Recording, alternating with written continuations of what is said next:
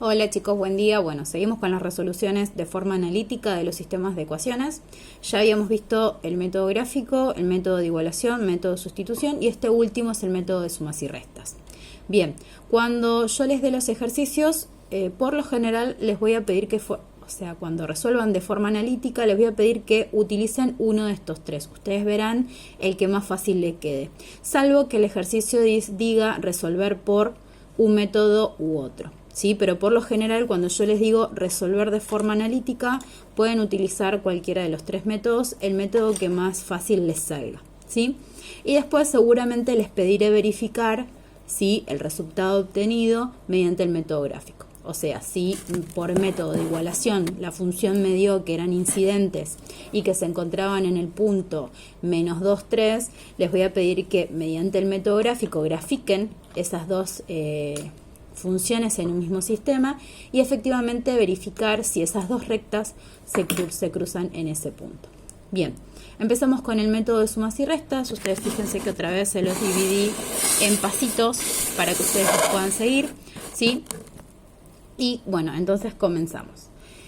Para el método de igualación y de sustitución que vimos anteriormente, las variables, ¿sí? Los coeficientes, ¿sí? Las variables, algunas estaban solitas, ¿sí? No tenían ningún número restando ni multiplicando, ¿sí? En este caso, ¿sí? Vamos a utilizar el método de sumas y restas para los casos en los cuales se me complique para, digamos, despejar algunas de las dos variables. Recuerden que en el método de igualación se despejan la misma variable en ambas ecuaciones. Para el método de sustitución necesitamos una de las variables de una de las ecuaciones y acá en este caso no vamos a despejar, sino que lo que vamos a hacer es utilizar solamente las funciones ordenadas. Entonces, en el paso número 1 vamos a ordenar las funciones como si fuesen columnas, ¿sí? Entonces, ordenamos la función. Entonces, cuando ordenamos la función, lo que vamos a hacer es, la primera columna le va a corresponder a las variables x, entonces mi primera columna va a estar formada por estos dos valores, ¿sí? Voy a respetar el lugar de cada una, siempre vamos a tener función A, función B, ¿sí? Entonces, si ordenamos la función A, lo que vamos a hacer es que la primera variable sea x, la segunda sea y del otro lado del igual me quede si la variable o el término independiente. Bien, entonces, si ordenamos esto me quedaría, ordenamos A y me queda menos 3x más 2y es igual a 8. ¿Sí? Bien. Si ordenamos la B, fíjense que en este caso tiene la misma forma que nosotros queríamos darle. Aparece la variable x primera, la variable y en segunda y el término independiente después del igual. Entonces, ponemos 2x más 5y es igual a 1. ¿Sí? Bien, ese es el paso número 1, solamente ordenarlos. En el paso número 2, lo que vamos a tratar es de que me queden números opuestos, ¿sí? Entonces, por ejemplo, si acá tengo un menos 3, yo acá tendría que tener un más 3 para que esta variable se me elimine, ¿sí? Entonces, lo que vamos a tratar es como en las anteriores, ¿sí? Formas de resolución, eliminar una de las variables, o sea, eliminar una de las letras. Una vez que yo elimine una de las letras, lo que va a pasar es que me va a quedar una ecuación con una sola incógnita, que es lo que yo necesito para averiguar si el valor que necesito para mi punto, ¿sí? Entonces, en este caso yo acá tengo un menos 3 y un 2, ¿sí? Tengo que buscar un número donde estos dos valores se junten, ¿sí? Entonces pienso en la tabla del 3 y pienso en la tabla del 2, o sea, busco un múltiplo común. Y si quiero eliminar esta variable, lo que tengo que hacer es buscar un múltiplo común entre 2 y 5. ¿Sí? Si yo pienso en la tabla del 3, automáticamente me viene a la cabeza el término 6. Entonces, lo que tengo que tratar de hacer es que en este caso el menos 3 se transforme en un menos 6 y este 2 se transforme en un más 6.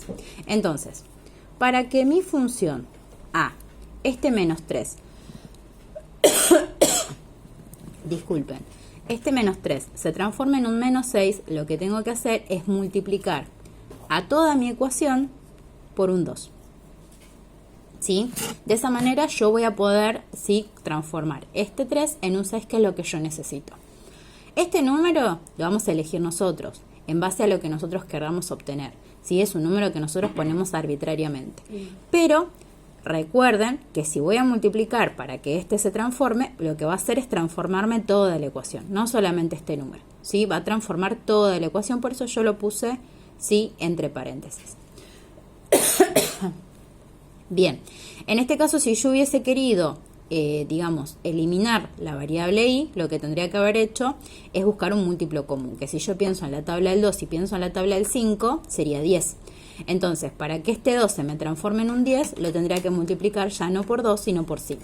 ¿Sí? Esas serían, digamos, las dos opciones. O sea, tengo más opciones para hacer. Pero siempre tengo que tratar de buscar un mínimo común múltiplo. O sea, un múltiplo que sea común a los dos y que sea el más chiquito. En este caso es 6. Si yo tomo el 2 y lo distribuyo a los 3 coeficientes que tengo, este me va a quedar como menos 6x, este me va a quedar como 4y, y este me va a quedar como 16. ¿Sí? Entonces ya conseguí lo que quería, que era que este primer término me quede, ¿sí?, como 6. Ahora voy a hacer lo mismo con la ecuación b. Pero acá, si multiplico por 2, no obtengo el 6 que necesito. Entonces, ¿por cuánto tendría que multiplicar acá para que este se transforme en 6? Por 3. ¿Sí?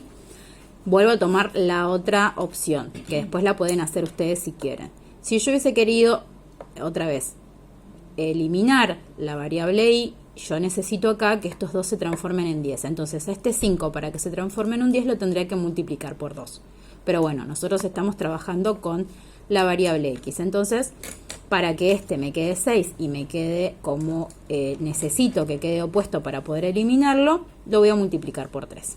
Entonces, más por más, 2 por 3, 6x, 5 por 3, 15y, y 1 por 3, 3.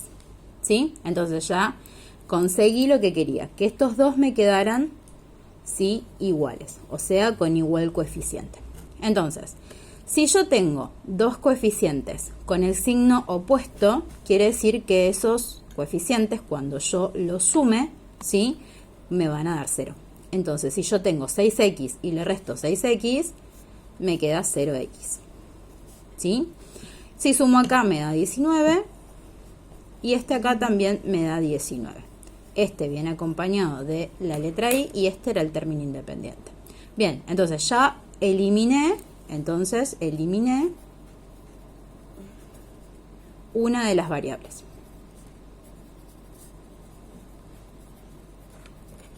¿Sí?